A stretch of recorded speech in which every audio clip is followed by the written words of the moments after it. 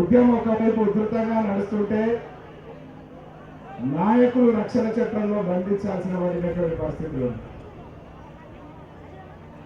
ఇక ఉద్యమ ఆకాంక్ష విషయాల నిర్ణయం తీసుకుంటే ముఖ్యమంత్రి చిత్రానికి కూడా రక్షణ అవసరమైనటువంటి పరిస్థితి జరుగుతుంది. నేను వచ్చి చూస్తే రాగానే చూస్తే మొత్తం పోలీస్ అంతా అక్కడ ఉన్నది. ఎందుకు అని అంటే ముఖ్యమంత్రి గారి చిత్రపటం అక్కడ ఉన్నది. అయ్యా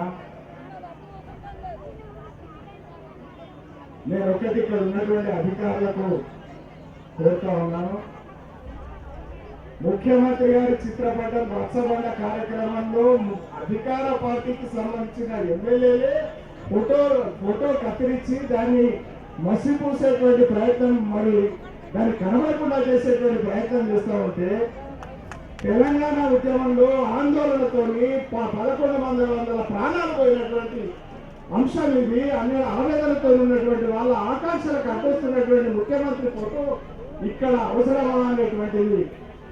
మరి అటువంటి దాని విషయంలో అభ్యంతరం తెలియజేసిన వాళ్ళని అరెస్ట్ చేయడం ఎంతవరకు సమంజసం? ఎంతమంది ఎమ్మెల్యేలను మీరు అరెస్ట్ చేశారు? ఇప్పుడు ఆందోళనకారులు తెలంగాణ వాదులను మీరు ఎందుకు అరెస్ట్ చేస్తారు? తక్షణమే విడుదల చేయవలసిందిగా అనుకో. డిఎస్పీ గారు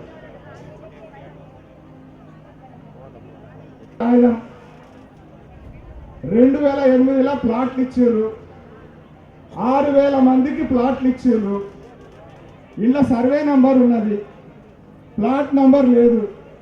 నేను అడుగుతాను, ఈ 6000కు సంబంధించినటువంటి దాంట్లో మున్సిపల్ ఏదైతే తహసీల్ ఆఫీసులో ఒక్క ప్లాట్కు సంబంధించి రిజిస్ట్రేషన్ కానీ, ఒక్క ప్లాట్కు సంబంధించి రికార్డు కానీ, లేకపోతే ఒక్క ప్లాట్కు సంబంధించి నక్ష కానీ ఉన్నదా అని చెప్పి నేను అడుగుతా. కాగితాలు మనకి ఇచ్చిరా? ఎప్పుడు ఇచ్చిర్రు? 2008లో ఇచ్చిర్రా? రోజు నా ఇంటి చుట్టూ ఈ కాగితాలు పట్టుకొని రావాలా? నేను అడిగితే మున్సిపల్ తహసీల్ ఆఫీసులో ఈ రికార్డు లేకపోవాలా? ఈ కాగితాలు మధ్య వ్యక్తుల దగ్గరికి పోతే మటుకు ఆయన యాడంటే ఆడ ప్లాట్ వేసుకోవాలా? ఈ కాగితం చూపించారు. జరిగిందా? జరుగుతున్నదా?